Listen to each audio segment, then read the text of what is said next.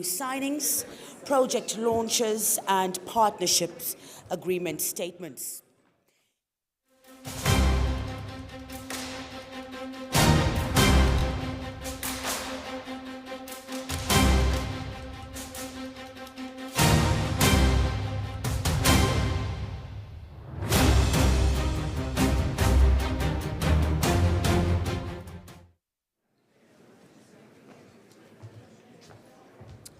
Apologies, Damien. Let's just give our audience a chance to find their seats once again.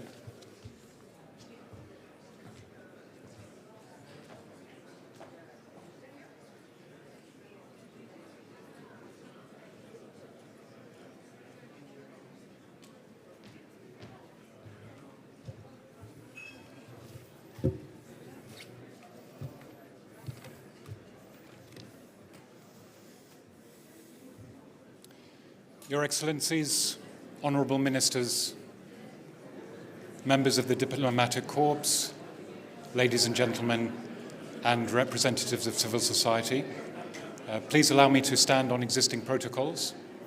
I appreciate that the hour is late and this is day 3 of 3, so we will keep this short and brief, but I think holding up to our theme of this year's inaugural Global African Hydrogen Summit, From Ambition to Action, Fueling Africa's Green Industrial Revolution, it is very important that we're able to provide a final showcasing of deal signings, MOUs, agreements, etc. Therefore, we will keep it short and sweet, and I would like to invite first up to the stage Zero and the team from Envision. Please. Thank you.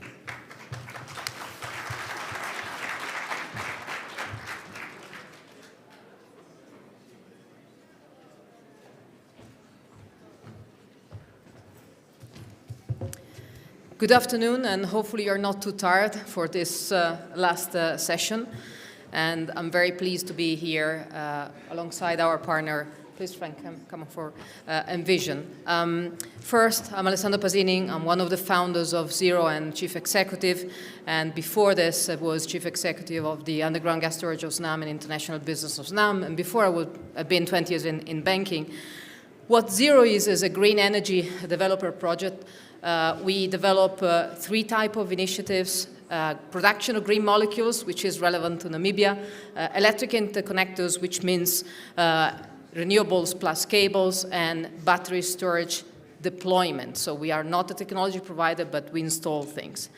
Zero was founded by myself, Paddy Padmanathan, founding CEO of Aqua Power, and Marco Alverà, former CEO of SNAM, 2.5 years ago.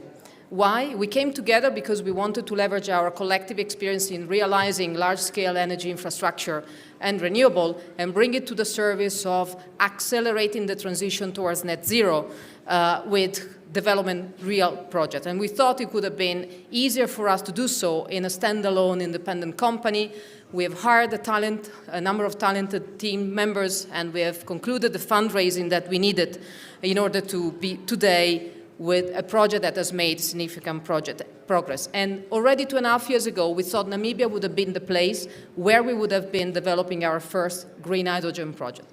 As such, thank you, Grant, for all the support you've been giving all of us for the past 18 months. We've been working very hard, finding the right local partner, the right piece of land, and working for the development of the project. And I'm here today very proudly saying that we have completed the pre-FEED, and we're now announcing a partnership with Envision.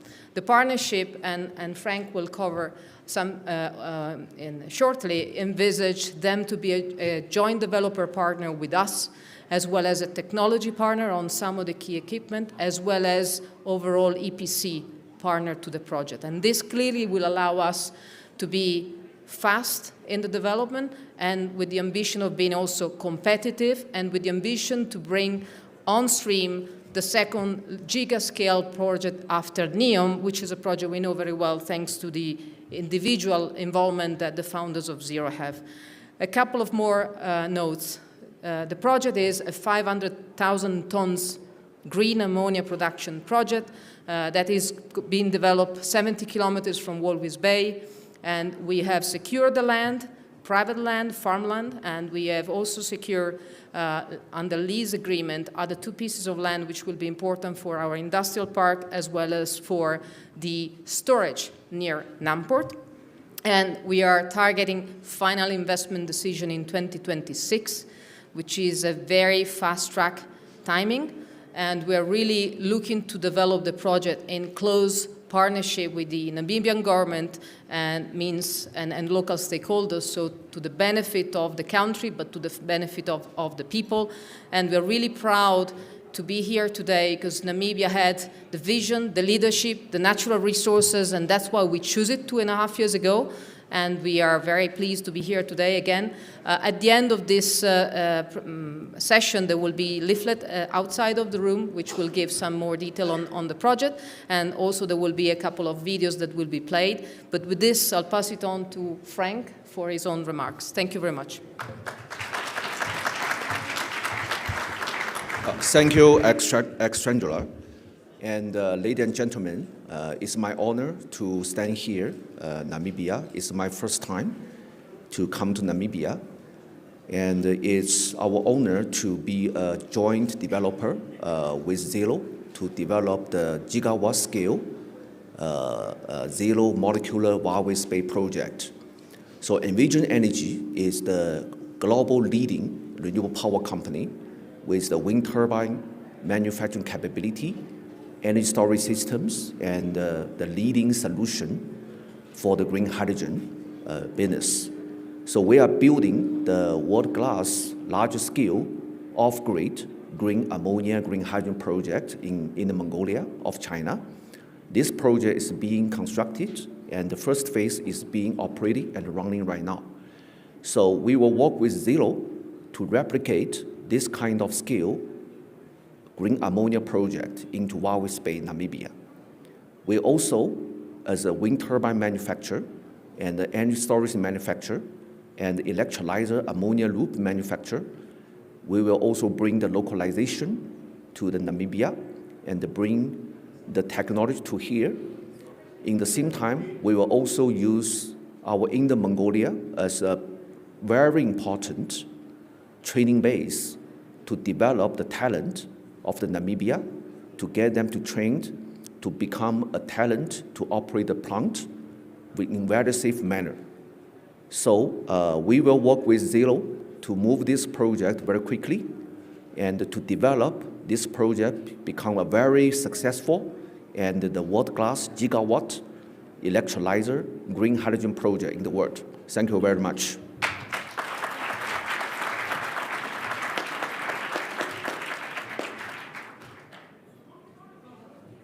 So we have a 2 video to share with you about Zero and the Envision.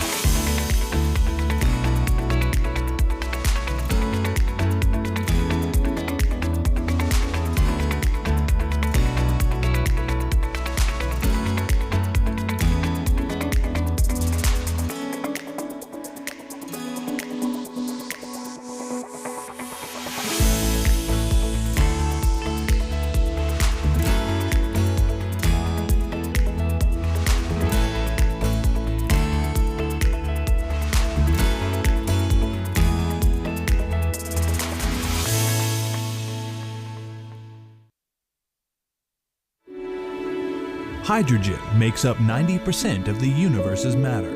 It is an important energy source for many industries to achieve carbon neutrality. Envision is setting up the world's biggest green hydrogen and ammonia net zero project in Chifeng City, China. The renewable energy system we pioneered transforms wind and solar resources into green electricity.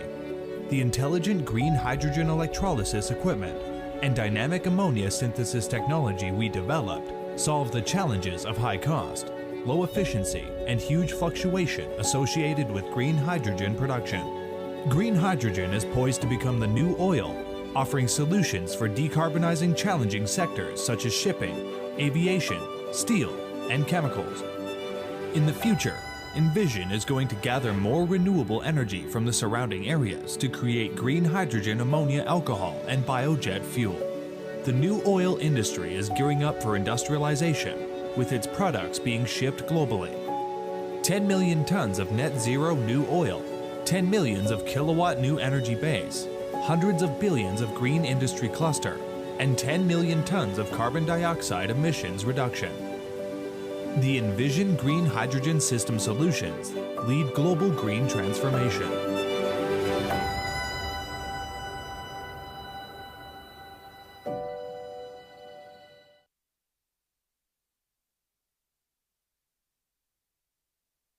Thank you very much again for your attention.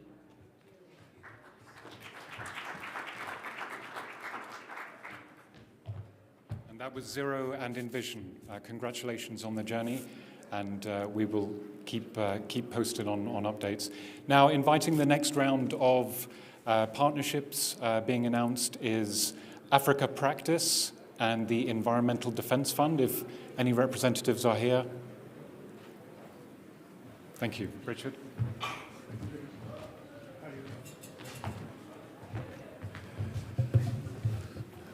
Good afternoon, ladies and gentlemen. My name is Richard Kiplagat. I'm the Managing Director of Africa Practice, and I'm also the Chair of the Africa Hydrogen Partnership. As we know, and as you have heard in these deliberations over the past couple of days, one of the key elements in accelerating the development of green hydrogen on the continent has got to do with ensuring that we have robust advocacy and policy dialogues. And so today, Africa Practice and the Environment Defence Fund announce a strategic partnership to advance climate action in Africa.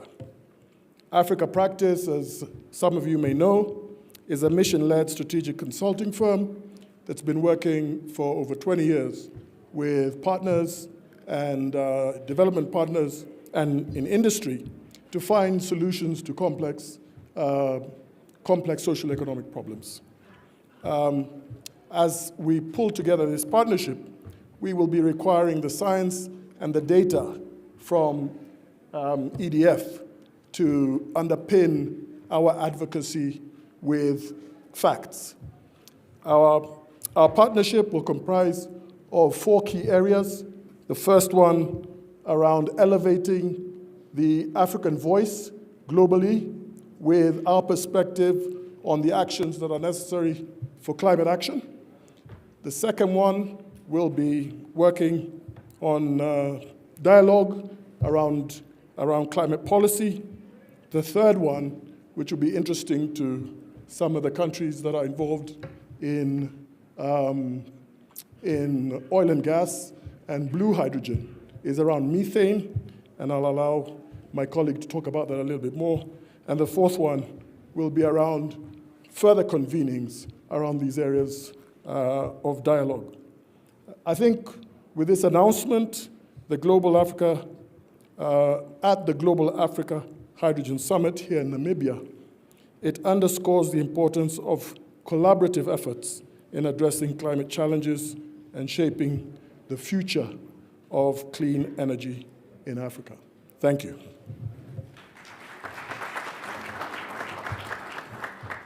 Thank you. My name is Mark Brownstein. I'm Senior Vice President of Energy Transition at the Environmental Defense Fund. For those of you who may not be familiar with who we are a global environmental NGO. We were founded over 50 years ago in the United States, and for many years, the majority of our work was in the United States. Over the past decade or so, our work has now expanded to Europe, to China, to India, and in fact, we've been in China for over 30 years doing work.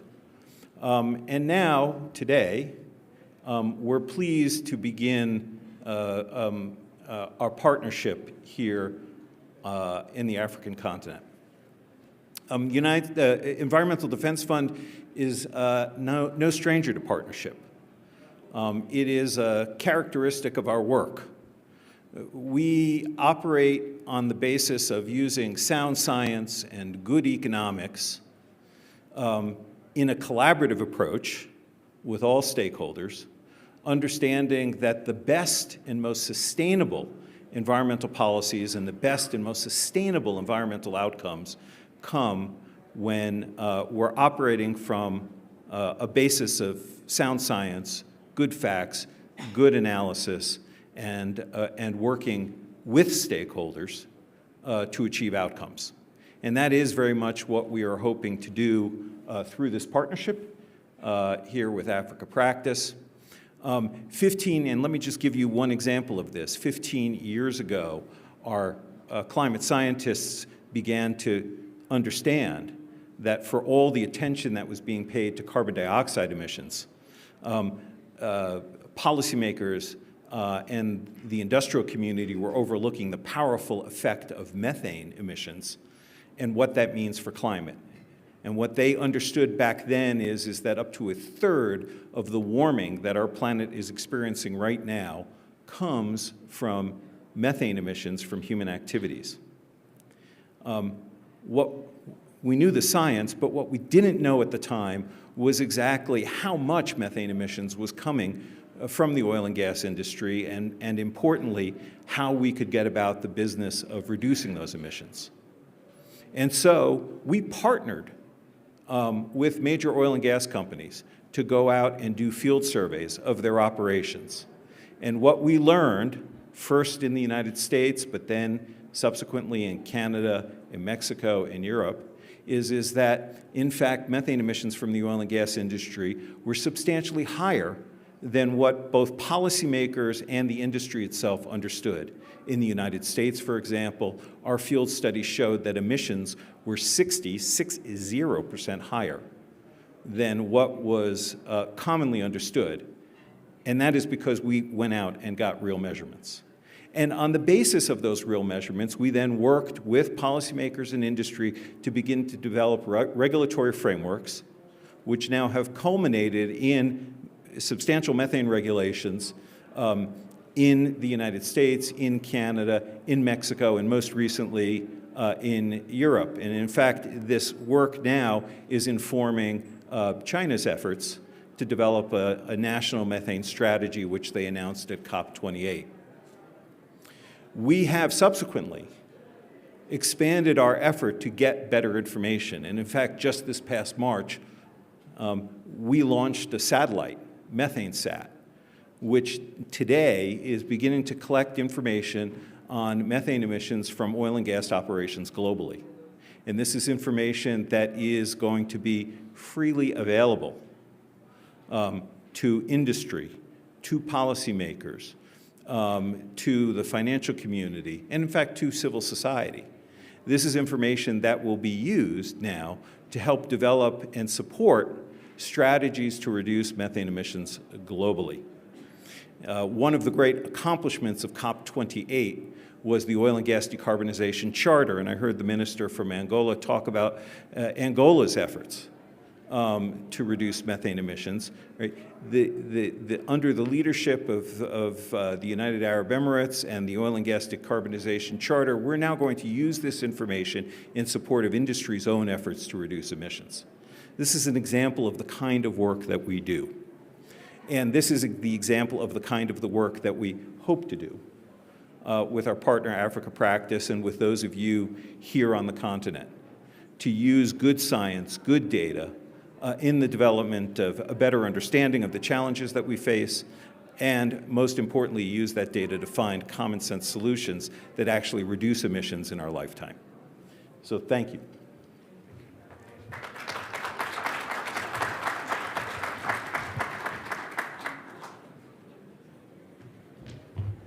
Thank you, Richard, and thank you, Mark. And partnerships and forging collaborations is what we've all been about the past 3 days, so wishing you much success on your journey hereafter. Now, for our final round of announcements, I'm very, very excited to invite up to the stage James Munyape from the Namibia Green Hydrogen Programme, if he is in the building. Ah, there he is, yes. Please welcome to the stage none other than James Munyape. Thank you.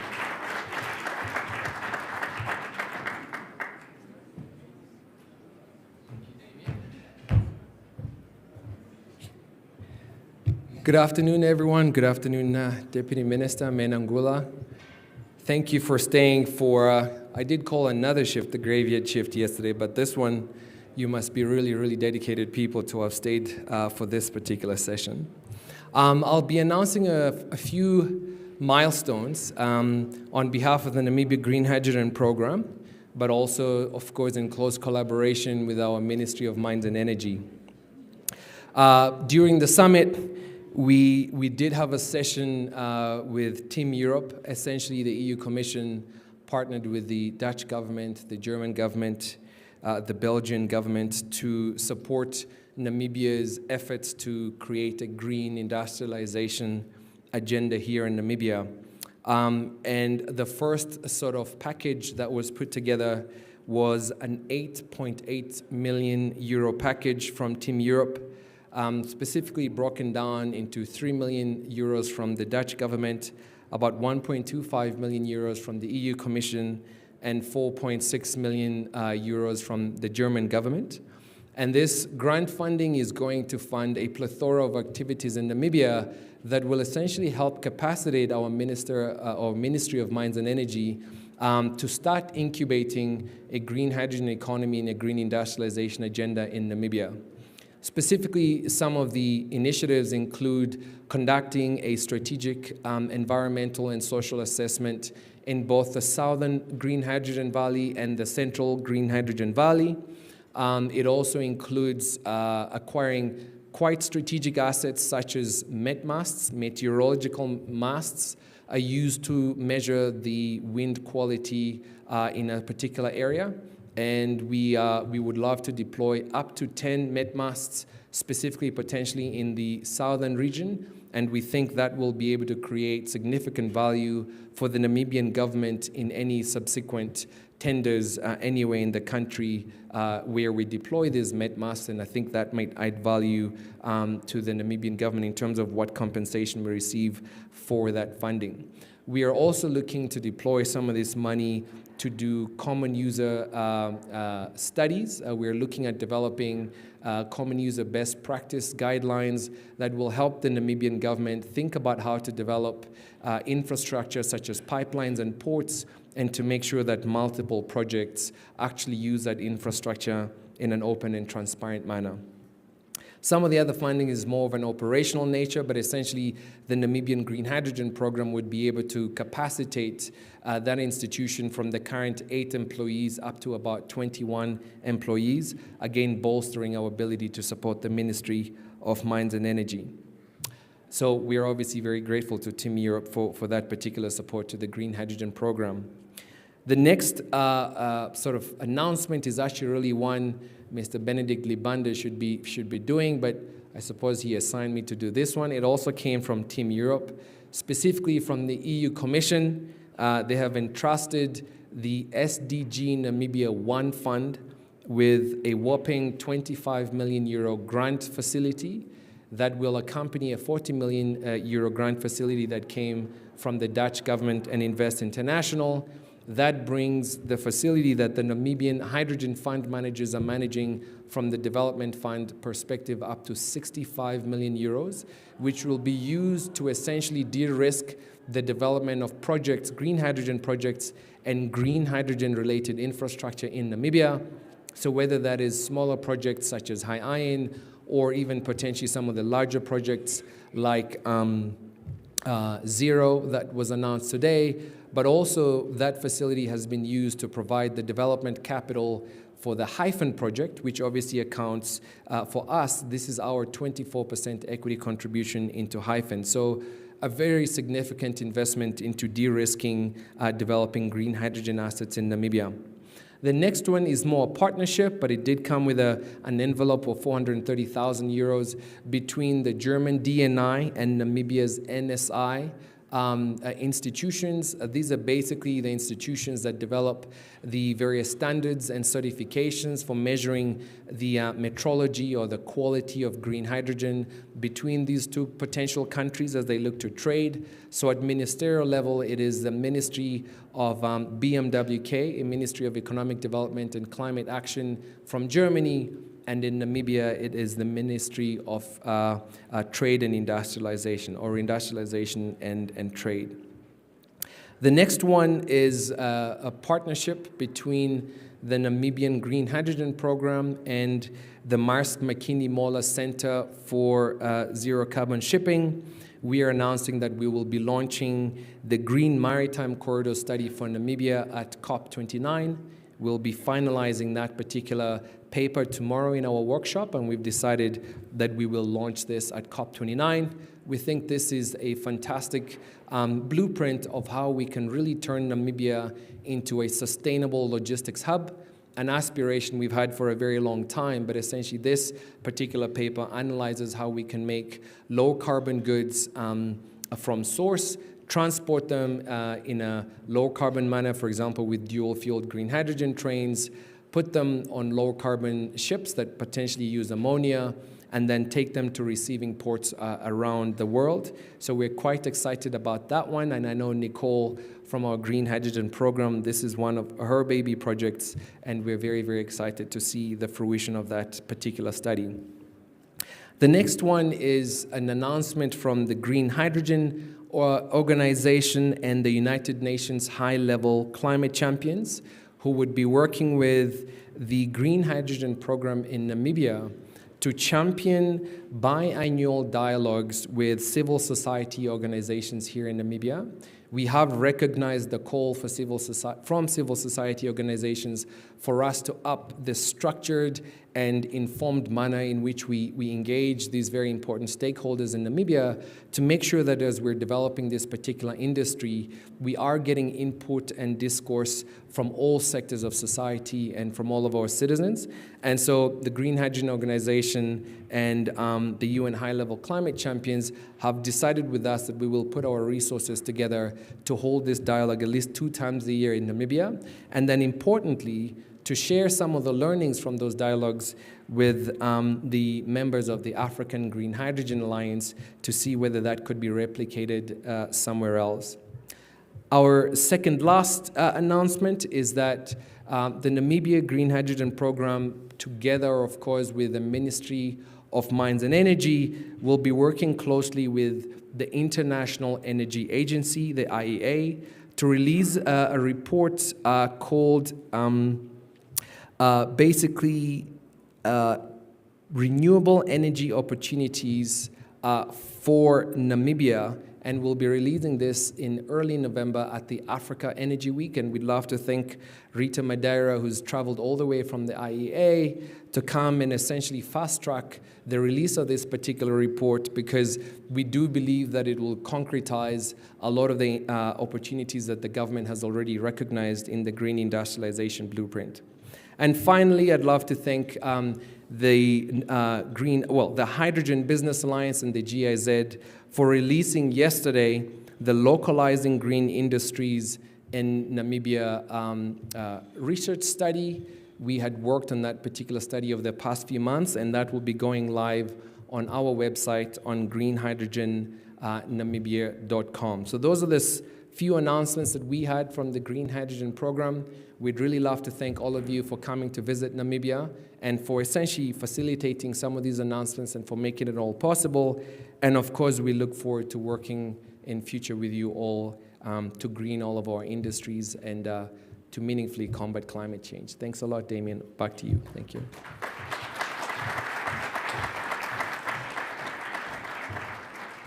Thank you, James. A plethora of exciting opportunities there for Namibia, its African partners, and its international partners indeed. Could I please have one more round of applause for all of our signings, partnerships, deals, and MOUs? I will keep you no more than 3 minutes, and then I promise to let you go.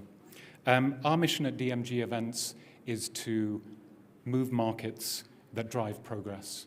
And from our humble beginnings at the soft launch of COP28 in December 2023, the Road to Namibia campaign has been, in support of the Global African Hydrogen Summit, has been more than a promotional vehicle. It has really become a movement to inspire, to enthuse, and to fuel Africa's green industrial revolution. And so the following 9 months, rather, I should say, we have traveled across Africa and indeed around the world, lobbying, advocating, raising awareness. And the Road to Namibia campaign, of course, has arrived at its final destination here in Windhoek, Namibia.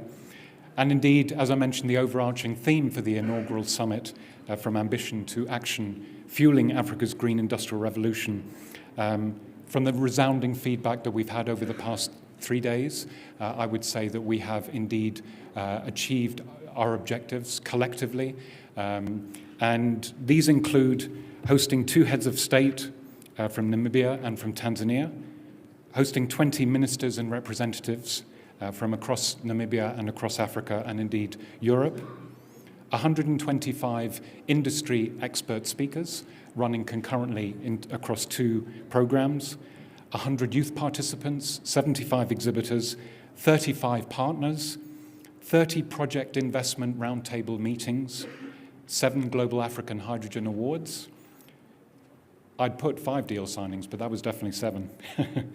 1 leadership roundtable meeting, 1 high-level ministerial meeting, and over 1,400 attendees over the past 4 days.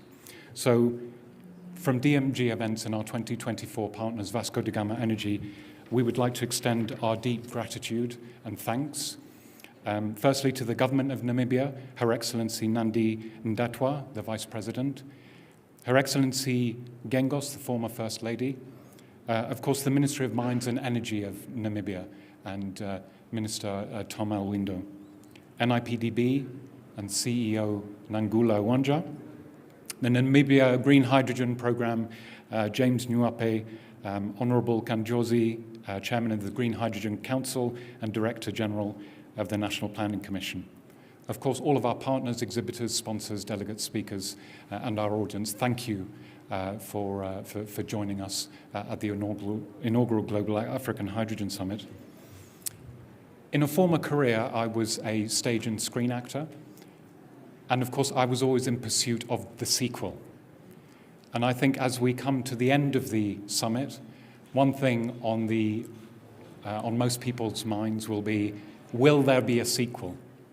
And I'm very, very excited to announce that after hosting a successful 3-day summit, there will be a sequel.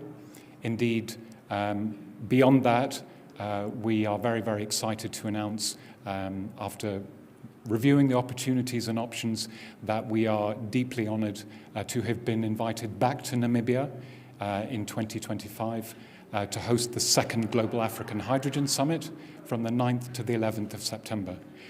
To celebrate with us, I'd like to invite Team Namibia up on stage. Deputy Minister Honorable Cornelia Shilunga, CEO of NIPDB Nangula Wanja, and James Nwape from the Green Hydrogen Program.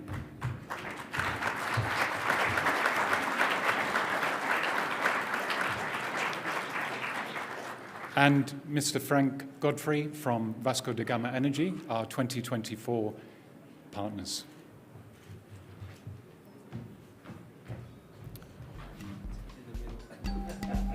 Before we have our photo call, can I invite any of you to say a few closing remarks?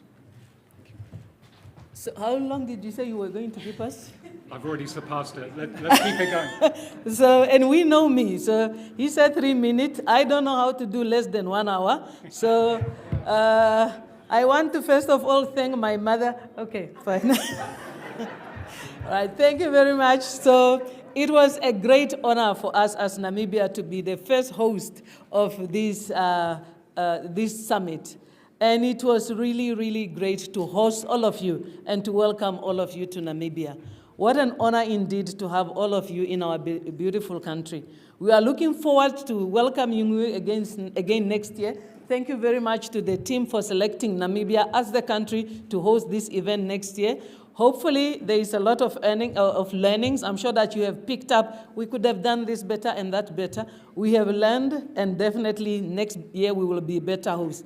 If you did not get a chance to visit Namibia this time around, next year please come 2 weeks earlier or stay 2 weeks later. 2 weeks earlier is always better because then you still have energy. So otherwise, thank you very much, and we look forward to welcoming you again to Namibia next year.